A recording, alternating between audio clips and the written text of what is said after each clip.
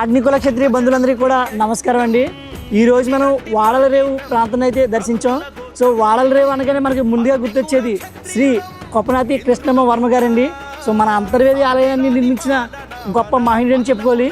దాంతోపాటు మనం వాడల రేవులో ఉన్నటువంటి మన అగ్నికుల క్షత్రియ బంధువులు కూడా మనం కలిసి ఆప్యాయంగా మాట్లాడామన్నమాట. సో చూసారు కదా మన వెనకాల కనిపిస్తున్నారు మన మహా గురువు గారు అని చెప్పుకోవాలి.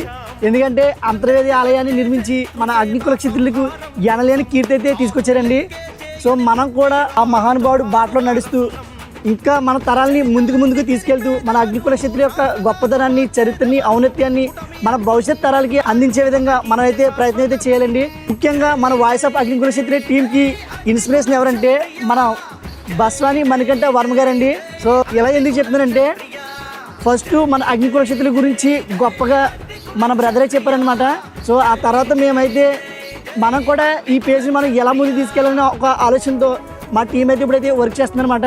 సో ప్రతి ఒక్కరు కూడా మన అగ్నికుల క్షత్రుల యొక్క చరిత్రను అయితే అర్థం చేసుకునే విధంగా అయితే మేమైతే ఈ టీం అయితే వర్క్ చేస్తుందండి.